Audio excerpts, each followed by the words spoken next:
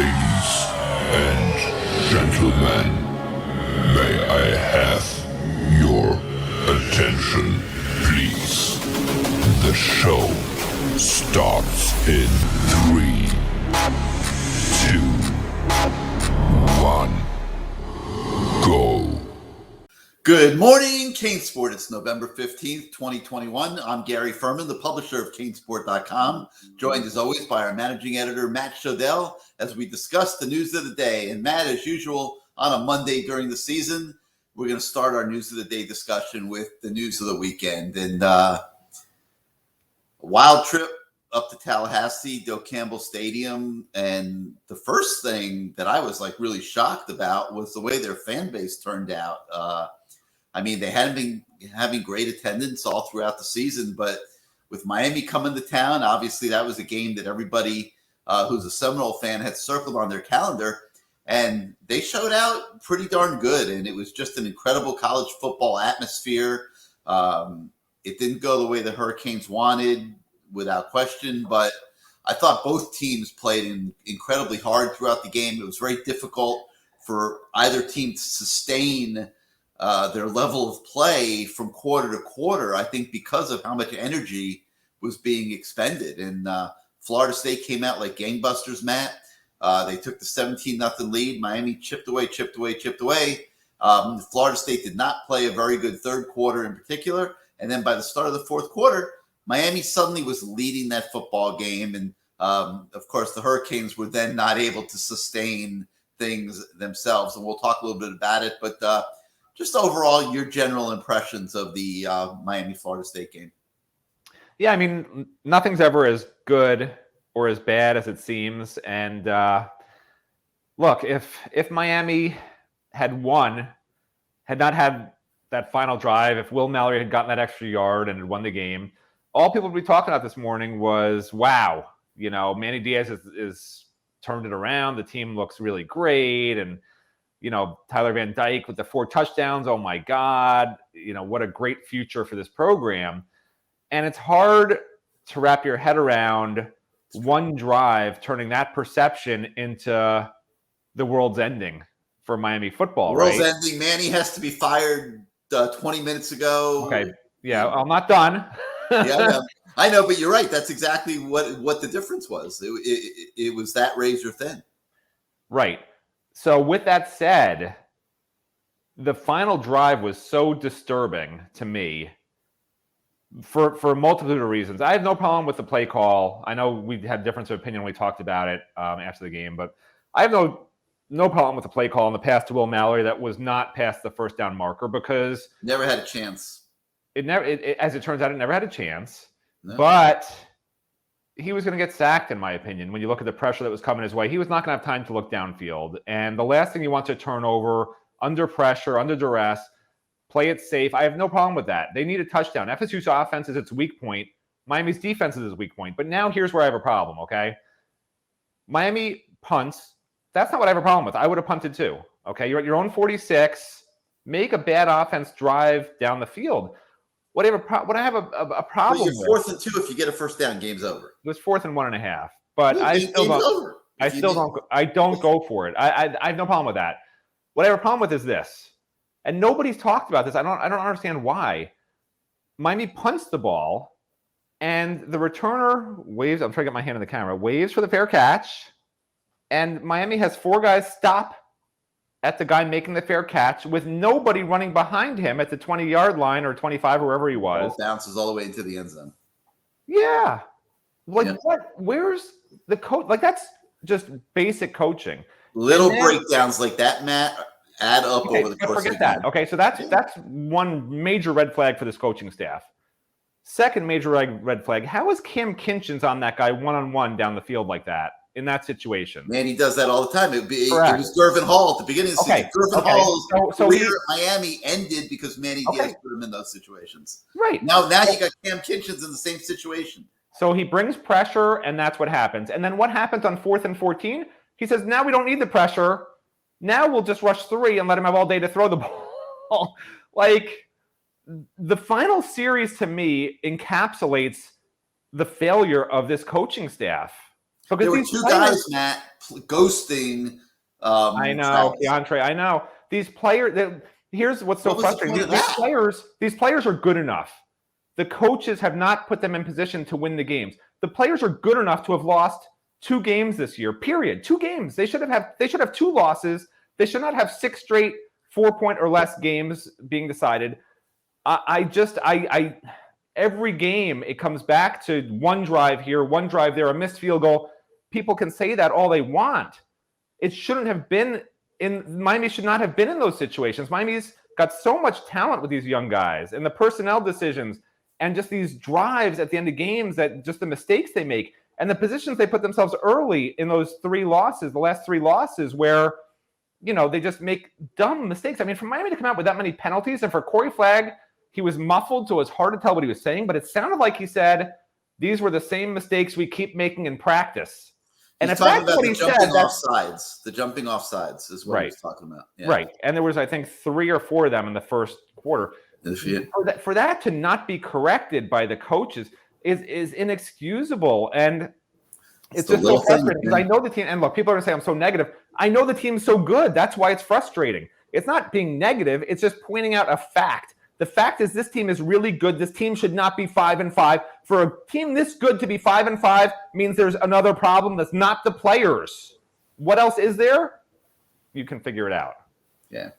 I'll almost go to that route with you, but I do think the players take some of the blame as well. I think, but they have to be coached to do the correct thing. So yeah, of course you're going to blame the players. I mean, so that's a cop out. If Corey Flagg is being truthful, which I think he is, that they have problems with jumping off sides in practice, I find it hard to believe that Jess Simpson hasn't tried to correct that.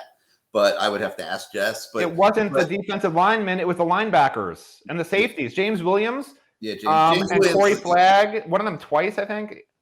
James Williams kind of loses his mind out there sometimes, and it's interesting. He's obviously got so much potential, but one of the knocks coming out of high school with him was exactly that like sometimes on the field he just like zones out and makes mistakes, and that's something that as he matures he's going to have to correct, because you're playing a game like yesterday. An extra 15-yard penalty, it makes a big difference, and it's all those little things that added up for Miami. And you feel for them. Keontre Smith was the one with, I think, 2 offsides. He had one also. He had one. Oh, yeah, he had a couple in a row. He had a hit out of bounds. I mean, yeah. So, but I think the players got to take some responsibility for that, and some of it's learning. I mean, Keontre and James are both playing for the first time. I mean, here's what I'm bothered by. Okay, and you guys who watch this show regularly know this. I interrupt Gary and I make great points. So here's one of my great points. You're just campaigning. You're campaigning. You're getting all caught up in this. Oh yeah. Listen, maybe it's not so great. Throughout the internet. But here's my point. And you're playing to the audience. I'm going senile. With you either. Like there were a lot of coaching things in that game yesterday that really bothered me too. I mean, I understand, but before I'm going senile, so you can't interrupt me too much because I'll forget my point. So here's what I wanted to interrupt you to say. And people who watch this show know this. I coached, my kids' baseball team for years and years and years up until he was in high school, and travel teams. I coached travel teams, etc. When these baseball kids, and they're high school kids, some of them up to freshman year in high school, when they make mistakes, you don't just punish them. You help them understand how not to make that mistake, why the mistake happened. And all Corey Flagg said is, I don't understand. We keep getting punished for it, but we keep making the same mistakes. You never hear him say, the coaches are teaching us how to do it correctly. They're teaching us why we're not doing it correctly. You don't ever hear the explanation to the players from the coaches why not to do it. They just punish them. Like, you can't punish a kid without explaining to him why it keeps happening to him. Why is this happening to you, James Williams? Is it because you're too excited early in the game? Here's maybe a way to cope with that and to start a little more within yourself. Just like a basketball player, like, not to use Isaiah Wong as an example because he's not a great one, but there's a lot of great basketball players. And I was talking about the last game where he started slow and then really picked it up in the the second half. There was no quarter. Well, that's another story, yeah. But yeah, I think he decided to start his season in the second half is what happened. Yeah, right. But there are great players in the NBA who literally intentionally start off like just trying to get in the flow. And they start off what we call slow. Right. But really, they're just trying to get a gauge on, where everything is and what they need to do against this particular team and who's guarding them and this and that. And like, they don't just fling themselves right into it, start shooting and start driving just blindly, which is what James Williams does. Like, you have to use examples to kids and show them examples of other players. Like, it's okay to start slow in terms of not trying to do too much. You know, it's okay to sort of get in the flow of the game. Like, explain to them that's okay. What's not okay is to be going 100 miles an hour the wrong direction, you know, before the ball's even snapped. I mean, that one James Williams offside was ridiculous. Like, he was just standing 5 yards in the backfield with everyone just staring at him. You know, there's got to be an explanation for it, that how not to do that. I'm sorry. That it's not just we're going to punish you. We're going to punish you. You know, do up downs, do roly polies. No, these kids obviously are not going to explain to them why it keeps happening. There were a lot of things that bothered me, and you'll be happy to hear that a lot of them did involve coaching decisions and along the way. And I'll be happy, or fans will be happy. I'm not happy. Both. I thought Miami was going to win this game going into it. I'm allowed to play to your Legion of Doom also, and I will right now. All right, here's number one. I think that number 11 on Florida State's defense, Johnson, the defensive end, is pretty damn good. Probably going to be a top 15 pick in the NFL draft. Looked a lot like Kayvon Thibodeau to me in that game yesterday, who's some people think is going to be the top pick in the draft. But Miami left its two tackles on an island with him all day. And I mean, I don't understand that decision. You know, they're probably lucky it didn't catch up to them more than it did. But when that kid really wanted to make a play, and that's what I'm seeing that these guys do. Like, they'll you know, kind of take some plays off where they just kind of hold their ground or whatever. When that kid FSU really needed a play and that kid wanted to make a play and he turned it on, I mean, poor Jared Williams was helpless, okay? Now, there was one play I saw where they tried to have Jalen Knighton chip him as he was going out for a pass route, and that was an unequivocal disaster. I mean, I don't think they went back to it because Knighton kind of bounced off him, and it was he barely touched him. It was like a nudge. I know, it was insane. But the point I'm making is that they needed to strategically probably do something a little different there. Like, that kid controlled the game way too much. So that was one thing that jumped out on me. The third down call to Mallory, I mean, I get it. They were blitzing. They had pressure.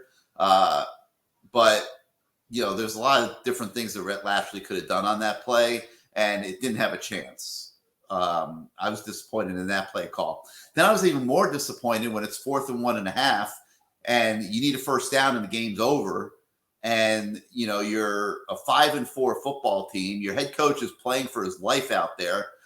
You have absolutely nothing to lose. You're not really still in any kind of ACC race or anything. And what are you talking about? You don't think Miami wanted to beat FSU as badly as they want to win any game this year? No, but that's my point. Go for the damn thing. No, you want to win. You want to win. A yard and a half. Oh my God! You make the first down. The game is over.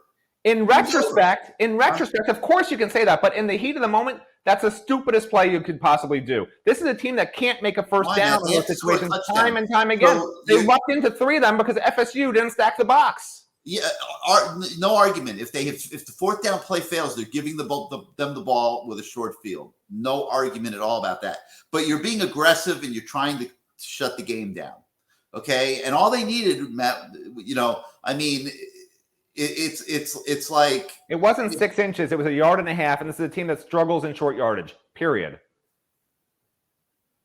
Okay, so they took the safe route and they punted, and they didn't cover the punt properly, as you noted. Now they got the ball at the 20-yard line, and first play, like you said, now they have Cam Kinchins one-on-one against Florida State's fastest wide receiver. Now you explain that. No, like. Let me say something, okay? Wait.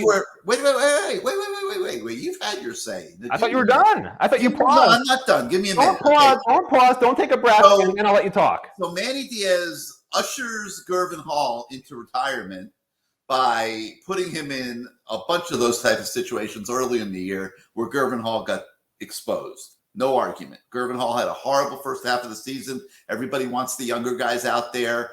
Manny appeased the crowd. He put the younger guys out there. But you can't take Cam Kinchins and put him one-on-one in the slot against Florida State's fastest receiver and say, Cam, you cover that guy man to man. I mean, it was begging for the disaster that it ended up being. And the guy runs just a simple little wheel route and gets free and catches the ball and takes off up the sideline. They get the big gain, and you know what happened from there. So that was totally flawed. That's on Manny Diaz, okay? That's scheme. And we've seen that over and over again this season, the Miami defense going down on just ridiculous matchups like that. Okay, that was the first thing. The other thing I think you mentioned was 4th and 14. Again, you got Florida State down the one play. Second time in the last few minutes of the game, they're down the one play. And again, they played scared. I mean, they rushed 3 guys, and they let Travis sit back there, who's not even a pure passing quarterback, and pick out his guy. And Corey Couch's coverage was horrendous on the play. But like, these are why Miami loses its share of these close games. And then the final thing I'll point out is that I've been harping on this about recruiting, and people like to argue, no, it's coaching, no, it's this, no, it's that. Here's why it's recruiting. They don't have enough cornerbacks on the roster that can match up to these teams and play. And, you know, I think was it the Pitt game and the Georgia Tech game where we saw them isolating onto Corey Couch. And, you know, teams are now seeing where Miami's deficient, and they're finding ways to attack it. If you recruited better, you'd have more cornerbacks on the roster. You wouldn't be matching up your safeties in man coverage like that, the way that Cam Kinchens was matched up. So it does get back to recruiting. It does get back to depth of roster. And the bottom line is that as long as it stays this way at Miami, you're going to keep going through seasons like this where all these games are life and death down to the final minute, and you're going to win some and you're going to lose some. You've heard me say that before. We've watched it season after season after season now, going back many, many years. And that's what we're seeing this year. Win some, lose some, teams 5-5. My turn? Go ahead, man. You got it. You sure? I think so. I think I covered everything that I wanted to talk about. I'll add a little more. Let me just double check my list. Yep. I got it all. Go ahead. You're in. Right. I'll add a little more. I don't need to take notes. I just talk from the heart. Well, I wanted to make sure I mentioned those things. Things really okay. bothered me. I didn't want to forget them. I didn't want to forget them under the stress of doing this show with you. So listen, as bad as you stardom mentioned, was going to your head. Here's the crazy. We started this Legion of Doom, and you've got all these disciples now following you. All of them. They're all camped on my front yard. It's listen, like first of all, I told you I don't want Legion of Doom. I want Legion of Zoom. Legion of Zoom. Zoom. I'm sorry. Because I'm actually, people don't realize this. I'm probably more optimistic than anyone else because I'm looking to the future. I don't, this year we could break down the game and how they made all these mistakes. I keep telling people next year's what you should be thinking about, and next year's going to be great. Anyway, forget that for now. Potentially. You mentioned the cornerbacks. I'll make a point there. They are so bad at cornerback and so thin at cornerback, yet somehow Tyreek Stevenson was playing safety after James Williams was hurt. Figure that one out. Now, besides that, the other issue I want to bring up, and this goes straight to the coaching again, right?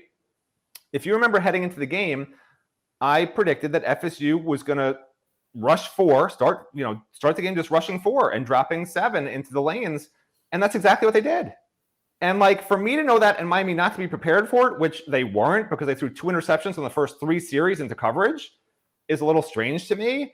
And they did get pressure with the front 4 like I predicted. And then for, some reason, I don't understand why, FSU started to try to mix it up, even though they were having success just rushing 4. So whatever, that's neither here nor there. I guess they figured Lashley would adjust and they wanted to play the chess game. Now, with that said, this is another aspect that I don't understand. So, Miami obviously wasn't really prepared for that on defense. But then if you flash back to when Manny Diaz fired Blake Baker, okay, you made the point that Manny Diaz should be defensive coordinator. It's a great idea. And I said, if you remember, and we can go back to the tape and throw that in here. Well, because it wasn't working with Blake Baker. Of course it wasn't. And everybody wanted to blame Blake Baker. And I said, it's not Blake Baker. It's both of them. Blake Baker's running Manny's schemes. I said it's a terrible idea. You did. Okay. And I liked it because if Manny's going to go down, I thought he should go down. Right. Well, who wants Manny to go down? Everyone at that point, everyone wanted Manny to succeed. I still wish Manny had succeeded. Okay, Anyway, I don't think it would be any different if Bob Shoop was the defense coordinator. Okay, well, here's my point. So FSU had this plan for Miami: rush forward, get pressure against a bad offensive line. It worked. Miami's defense against FSU did really nothing different than what Manny's ever done. It's the same defense every game. There's never any wrinkles. There's not enough pressure from just the front four, so he constantly is blitzing and leaving Cam Kinchins alone on an island with the fastest receiver. It's a problem. It's why Manny Diaz got fired from a major defensive coordinator job. Like, it's the same thing he did when he was fired at, where was it, Mississippi State? Is that where he was fired? Texas. Sorry. Right. So it's the same. Mac Brown. Correct. I remember. Yeah, because he shook hands with him at North Carolina. So it's the same exact defense he ran then that he got fired for. Hands, man. That was a love-in right there. Mac was trying to have a love-in. And then all of a sudden, he's running the exact same plays at Miami, but now it's supposed to be all of a sudden so great.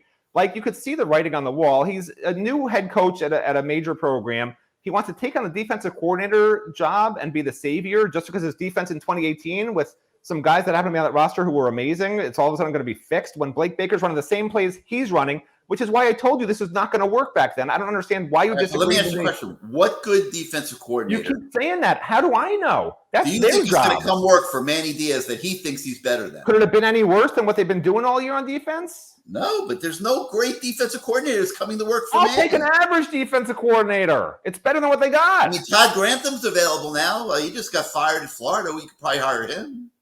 Listen, at the time that they fired Blake Baker, the defense has some decent talent.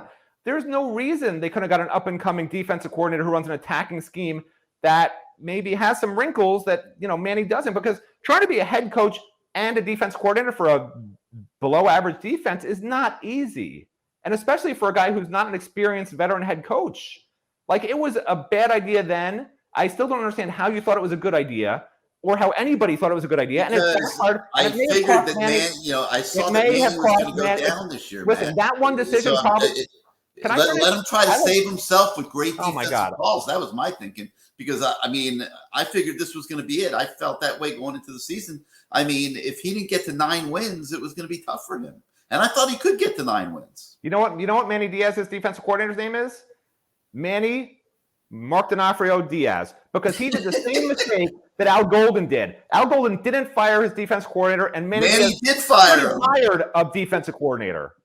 He made the same mistake as Al Golden, just in reverse. He cost himself. If Manny Diaz had a good defensive coordinator, he would probably still have a job, just like Al Golden might still be. He had that in Blake Baker. It didn't work, and he did fire him. He didn't do what Al Golden did. Al Golden did fire him. Manny did fire him. Al Golden didn't fire him, and Manny Diaz didn't hire anybody. It's the exact opposite. He hired himself because that's what got him there. He hired himself. It's a His joke, great man. defensive coordinating is what got him the head coaching job in the first place. Do you disagree that if Manny Diaz wasn't the defensive coordinator, maybe he'd still have a job after this year? I don't think that he's hiring a defensive coordinator better than him. Wow. I don't think that's reality. I really don't. I mean, all right. I don't think guys like that, and there aren't a lot of them, but I don't think guys like that are coming to work for somebody that they know they're better than. But Gary, you keep talking about how this scheme is killing the defense. How much worse could it have been? Would another defense coordinator have left Cam Kinchins in that situation? Would another defensive coordinator have had all these miscues on 4th and 14 and all these other issues they've had all year long? I mean, I'll take the unknown over what we saw, because we know what we saw is that it doesn't work. Anybody but Manny, right? I mean, I would have hired. Listen, I said at the time it was a huge mistake, and I think it wound up costing Manny his job, and I'll stand by that. I mean, we're assuming they're going to replace Manny, but they may not. I'm not saying it's a done deal, but I think it's pretty close to a done deal, and I think you're going to get your wish, and I think it's going to be anybody but Manny next year. But at least Manny can go on with his career, whatever that ends up being, in peace with himself, because he put the defense in his own hands this year, and he took ownership of the results, and the results haven't been good enough. And, he's going to have to, now adjust to that most likely. At peace. If he can go back in time, I think he'd try to hire a defense coordinator if he was being honest with himself. And if I'll tell you what, we get to talk to him tomorrow. Let's ask him that question. That's a great question. I want you to ask him that question, sir. Oh yeah. That'll go over great. What do you think he's going to answer? now that you've gone gone the second time, Manny, and not hire yourself. No, now that you've gone through the full season hire. and having these ups and downs, how do you feel about your decision to be defensive coordinator? I could ask that. Sure. 100%. We have asked That's him a that, legit question. And we have asked him that, by the way, in the past as well. I think it's a legit question. I agree. I mean, they're 5-5 now. Well, I would actually put it like this. I'd say, do you feel like taking on the reins of defensive coordinator as well as head coach was a difficult proposition in retrospect? That's how I'd put it. All right, great. That's a great question. I'm a nice guy, not like you. Not like you. We'll circle back to that one tomorrow morning on Good Morning CaneSport, and we'll see what Manny said. Because I think it's a great question. Yeah. And we'll see what his answer is. All right. But let's segue now real quickly into something that everybody's interested in, and that's what's happening next. And I think the fan base, including your Legion of Zoom, Thank you, are united behind the idea that they want anybody but Manny next year. And I think they're going to get their wish. I think there's going to be a lot of changes in the University of Miami football program and athletic program. I think there's a great chance Blake James is going to be replaced too, and that they are going to take the whole athletic department and move in a different direction. And Matt, I like Blake. I like Manny. I can't argue with that decision if that's what it ends up being, as I suspect, because it's just same plus same plus same plus same equals same for too many years now. And they need to shake it up. They need a new mindset, a new culture, a new urgency in the Hecht Athletic Center and the Schwartz building. And I don't know that they can recreate that with the same guys. I would actually argue the culture is not that bad right now. I got to tell you. Listen, I really don't have a problem with the young talent on the team and how hard they play. I agree with that. However, there is a culture problem when guys are walking out on their teammates before the Florida. But those are old guys who have been, those guys are dinosaurs. Listen, what has to change is how they're coaching these kids in practice, okay, and how the kids are learning and development. And you get coaches that do that and that actually call good game day game plans going in and good game day calls. Like, there's a chance. Like, look at we haven't talked about this yet, right? 2 seconds on the clock. Clock stops because it's a first down at the end of the game. Not that they had any chance of winning the game anyway. But Tyler Van Dyke, it appeared, even though in the postgame he didn't throw anyone under the bus, it appeared he understood that with under 3 seconds left, this rule that was instituted in 2008, that with 3 seconds or less remaining in a game, you're not allowed to clock it because actual play, apparently they decided, takes 3 seconds. So what does Tyler Van Dyke do? He starts, if you watch the film, he's like waving everyone up to the huddle. He's like trying to yell something to Rambo or one of the receivers, takes the snap, takes his 2.5, 3-step drop, looks at Rambo to see, try and get him the ball. Nobody moves on the entire offense. So he has to throw it just in the ground. And that's the end of the game. Mm-hmm. But like, how do they not, this has been a rule that's been around for, 8 years now. So like, it seemed like Tyler knew, but they didn't tell the rest of the offense. Like, I can't comprehend that either. The battle, it just listen. I'll be mean to Manny. You can ask Rhett Lashley that question. How is it that I think there's so many other things to ask Rhett Lashley about besides that? Like, that's the least of their concerns. I know. Yeah, I mean, I want to ask Rhett Lashley about the third down play call. I mean, I thought Rhett Lashley had a great day yesterday after the first quarter. I thought he was dialing up play after play after play. I mean, great plays to Rambo and Knighton and getting the backs involved out of the backfield. Even Thad Franklin came in and caught a ball. I mean, big applause for Rhett Lashley. The middle of the game, Rhett Lashley. I thought he was a little tight early, but it's interesting. He tried not to be, but what he didn't anticipate, which is what I kept saying, the FSU front four was going to just rush the four and get pressure. And Rhett actually tried to be aggressive, which is what I also suggested. But in trying to be aggressive, he didn't have a good enough game plan to anticipate them dropping 7 and having guys in the passing lanes and having double coverage over the top on Rambo. And they were sitting on the routes. Right, and shutting down all the routes that Miami's always run. So, like, he didn't do enough to anticipate what FSU was going to do. I guess he assumed they were going to be blitzing or whatever. I don't know, but, like, it didn't make sense to me. They tried to push it down the field. Kudos to him for being aggressive. But, like, you had to have better plays than that. I know it sounds like a little two-faced because I'm like, you have to be aggressive and throw down the field, and they did that. But what you saw on that field, it could have gone different. In other words, Tyler didn't understand, come off that first read and go to the second read or whatever the case may be, or they were just calling the wrong offensive plays in general against a defense that you knew was only rushing 4 for those first 3 series, and that's all they did.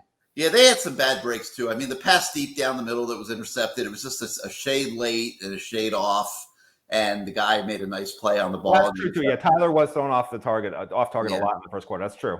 The one to Harley on that route over the middle where Harley got, was about to get crushed or whatever. He puts his hands out and it was just a little too wide. Yeah. And the guy was. Well, he did lead him right into the guy too, which wasn't great.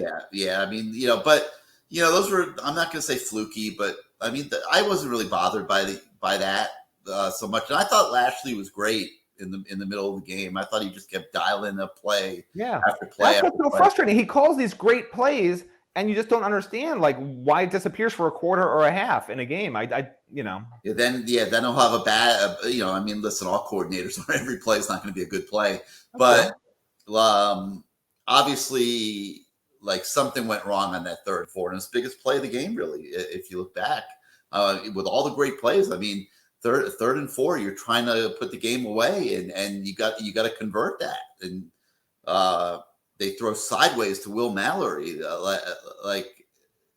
My guess, and I'm guessing, is I assume there was supposed to be a blocker that was able to get in front of him at that point, and that there was a missed something somewhere. Because it makes. I want to call it a check down, but to me, it looked too quick to be a check down. Unless it was a check down because of the rush. I don't know. It was a rush, but I can't imagine. It was bang bang. I mean, it was not. It was. It wasn't like Tyler Van Dyke was surveying the field or anything. I mean, right. But I don't know if Will was supposed to let someone. Boom. Yeah. I mean, look, we don't know what the play, how it was supposed to look. I can't imagine it was supposed to look like Will Mallory catching a pass at the line of scrimmage. We're going to find out tomorrow. I'm going to ask. Run over two guys. I'm going to ask about that. I'm also going to ask about the fourth down. In retrospect, do they wish they'd gone for it? Because, I guess in retrospect, they're going to wish they'd gone for it because they lost the game. But, that was an interesting decision, to say the least. I guess you could go either way with it. You could say, hey, we're making them drive the length of the field. But they didn't seem to have a whole lot of problem doing that. So, all right. So, Matt, anyway, let's move on. Enough of that Miami FSU game. It's over. Again, great atmosphere at the Doak. Loved every second of the pageantry of the game. And the competitiveness of the game.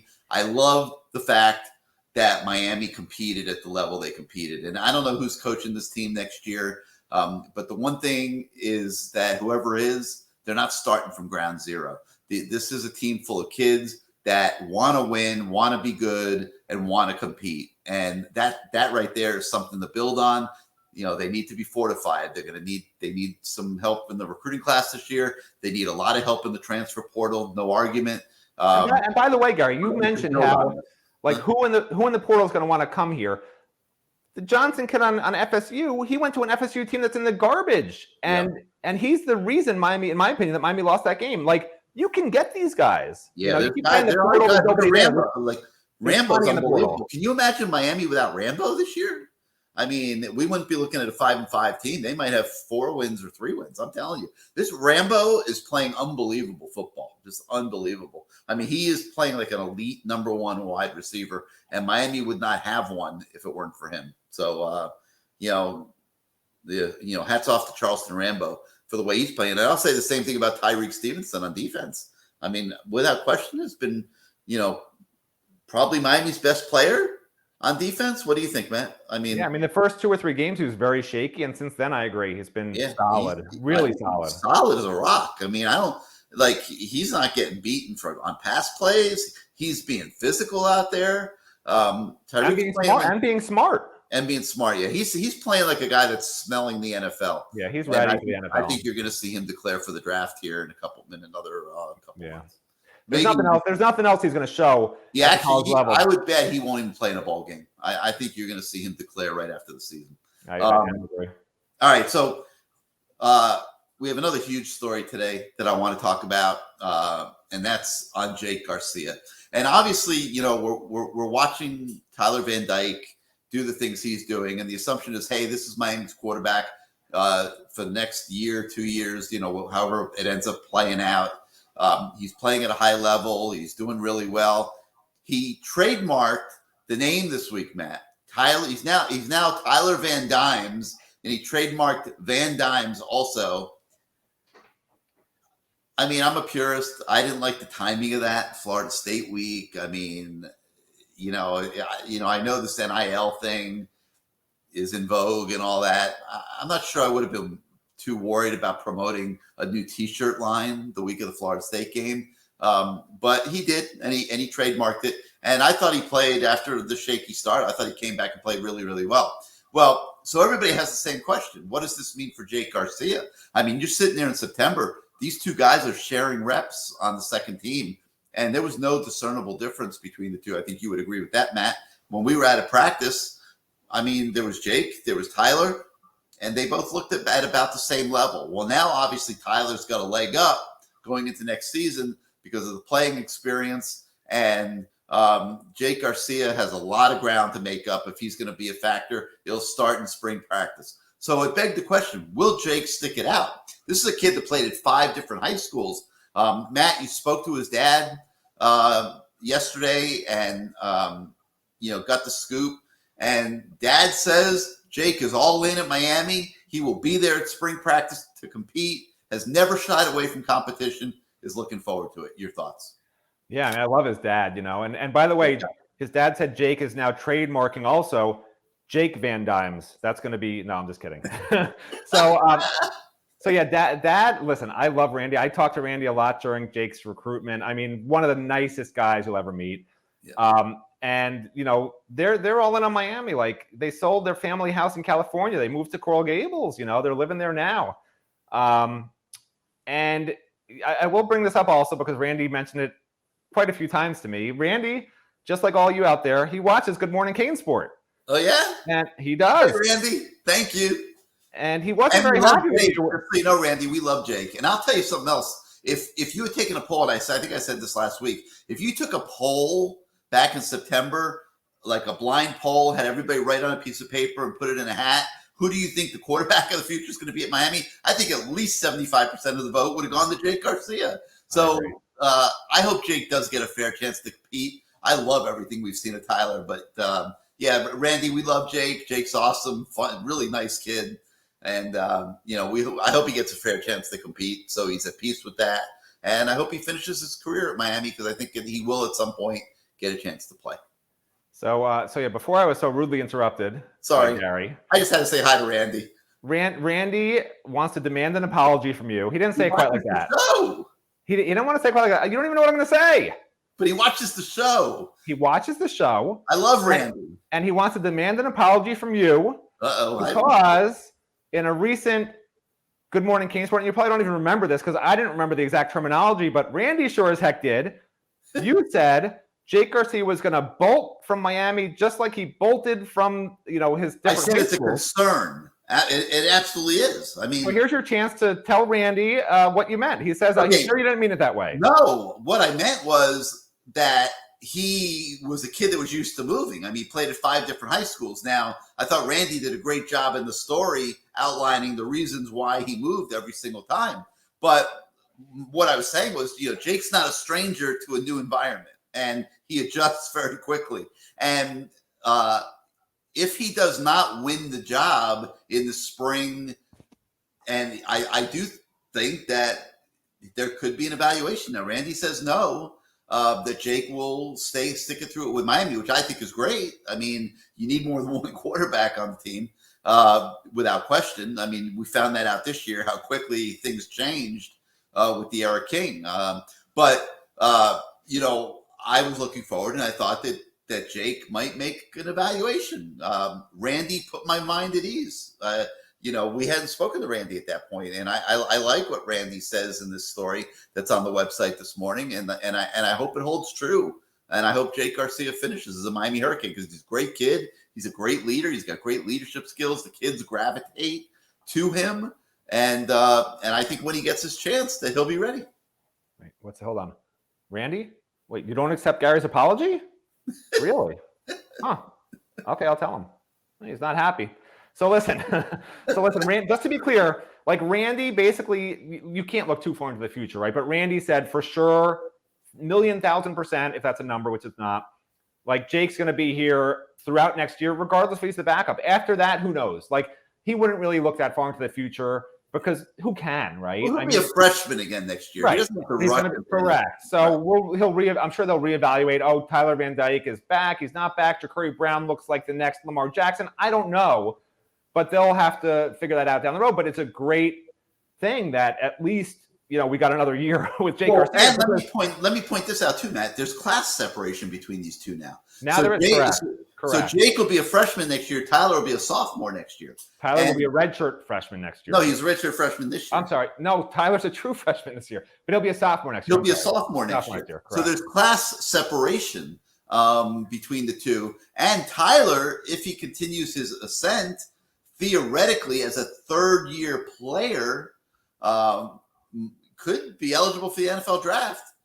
Correct. As soon as the end of next year. Correct. So we'll see what happens. There's a long way to go here, but that if that were to play out that way, and Jake Garcia could be Miami's quarterback by his sophomore season, which would be right on schedule. It would be great. So first of all, is it impossible that Jake Garcia beats out Tyler Van Dyke if there's a new coaching staff and they open it up? 100%. Is it impossible? 100%. Tyler's going to have a big edge. Playing time. Big edge, but I said, is it impossible? Absolutely not impossible. Right. No, not at all. So there's a lot more intrigue that's going to go forward with these guys, and they're both really good kids. They get along great. But anyway, I thought everybody would find it interesting that we do have a story on the website this morning talking to Jake Garcia's dad and looking at the Jake Garcia situation that I think a lot of people were interested in. All right, Matt, also on the website this morning, a story with Isaiah Horton, which is kind of interesting. He's sticking with Miami. He's going to be in town for the Virginia Tech game this weekend. And as for now, he's sticking with Miami. If there's a coaching change, he openly admits he may or may not continue to stick with Miami, depending on, who the new coach is, what the plan is going forward, so forth and so on. But that story is kind of interesting. That's on the website. This morning as well. Let me add something. It's interesting that you think that's the most important part of that story, because hidden in that story is, to me, the most important, potentially, story of the recruiting class. Every recruiting class, these kids, at the urging of Miami coaches, and sometimes not even at that urging, just doing it themselves, form a commitment group chat, a recruit group chat for the class, get to know each other, get to bond. It's highly encouraged, and it's regular, almost every day. This recruiting class, they've stopped doing it. And it's been a while. He couldn't remember the last time there was a post on that commitment, text messaging, whatever it's called, group chat. So that's disturbing. That's disturbing, because that means there's no leader in this class. There's nobody in this class that's saying, hey, let's stick together. It doesn't matter what happens with these coaches. We're going to go to Miami because we love that program, and we're going to kick butt. And look how these young guys are playing so hard. We're going to join them. We're going to be amazing. Nobody's stepping up and doing that. It's a really bad sign. I was shocked when he said it. And when I say it's a country club environment at the Hecht, you tell me you love the culture. To me, that story you just told right there. This isn't the culture. I'm talking about I don't understand what you're doing. Like, what are you talking about? What's your definition? What's your definition of culture? Is it the players? Wait a minute. You're talking about the coach. Okay, you're talking about the coach's culture. I'm talking about the players' culture. I'm talking about the whole team. Culture of the whole building. There's no such thing as an overall culture. You're making stuff up. I'm talking about the whole building. I'm talking about a sense of urgency. There's a sense of urgency with the players. Yeah, but that's just one element. Right, but you're trying to lump it all into urgency. There is urgency. You're talking about a key recruit in this year's recruiting class who's telling you that the class there's no class bonding like there's been in the past. Correct. How is that anything to do with that allowed to happen? Current players and their culture? It has nothing to do with it. No, but it has to do with the culture of the whole program. It's just, I would argue there's another little thing falling through the cracks. Okay, I would argue, and fans can post on the message board and tell me if I'm wrong or right. I would argue that there's multiple cultures, some that need to be corrected, and some that are heading in the right direction. I would say the coaching culture is awful. It's a country club. I would say the young players culture is amazing and heading in the right direction. I would say the older players culture is a problem. I would say the recruiting culture of the current commitment list is abysmal. Okay. So I don't understand. You can't lump it all together. Four things now, Matt, that you just pointed out. And I agree with you on all of them. They're 1 for 4. They're 1 for 4 in culture. They're batting 25%. Okay, that's a culture problem. Okay, sorry. 3 out of 4, and we could go on and come up with other categories. I mean, that's a culture problem. I'm sorry. It's a country club. It's a culture problem. There's a culture problem. It has to be fixed. But you have to say... It looks like they're headed for a nuclear reboot. And I don't think that's going to be a horrible thing for this program. If you think that the culture on this actual team is as bad as it was when Randy Shannon left and when Al Golden left, I would argue there's not even close to that bad a culture. That's just my opinion. And you can talk about the overall culture and whatever. Like, to me, the most important culture right now, if I have to pick any of those 4 aspects, the most important culture is the young players, and they have a great culture. And that 25% to me is worth a passing grade for the overall culture, because that's the future of this program for whoever comes in here. Period. So you had 4 categories. 1 was a check mark. And that's you want to you want to give that category double credit, right? Is that what you're saying? Double credit. They get rid of the coaches and the AD, the new culture comes there anyway. So now you're check. You get rid of this recruiting class that's a bunch of bums that don't want to play at Miami if they don't come. I will agree that they're starting from zero. And check, 100%. We got 8 offers. They're not starting from zero. I will be the first to say that. They absolutely are not. This is not a rebuild from zero, okay? But I'm not giving double check marks to any category, okay? I think that the program will benefit from some new life, some new ideas, some new... You know what? You're like my old English teacher who, like, no matter how great an essay I wrote, there was always something wrong with it, you know? And I don't want to be like that about the football program. From some new energy. You're a negative Nancy. I hope these same people who call me a negative Ninny or Nelly or Nancy are on your butt. For people to hear more than that, we're building champions when we're not building champions, because we're not running the program well enough to build champions. And that there is a urgency every day to get beyond the slogans and the words and actually put the proof in the pudding. And I think that'll be a good thing. Listen, it doesn't even matter what you say right now, because we're 46 minutes in. There's no way anybody's watching this crap for 46 minutes, okay? I'm taking my heart medication right now because I know nobody's watching. Hold on. I don't know. I'll dispute that too. I think people are still watching. I think your Legion of Zoom is a loyal cult following. Oh, yeah. And they wouldn't dare hit the exit button early on this show. Listen, the Legion of Zoom is basically my mom. And yeah, hi, Mom. I know she's still watching, but that's about it. All right? So let's move on. All right. Well, then let's get the hell out of here. All right. I agree.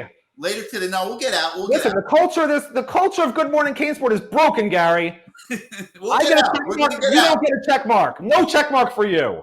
If you shut up, I'm going to get us out of here, okay? I'm going to say that we got Manny Diaz coming up this morning and midday. A lot of Manny Diaz today. We've got Rhett Lashley coming up.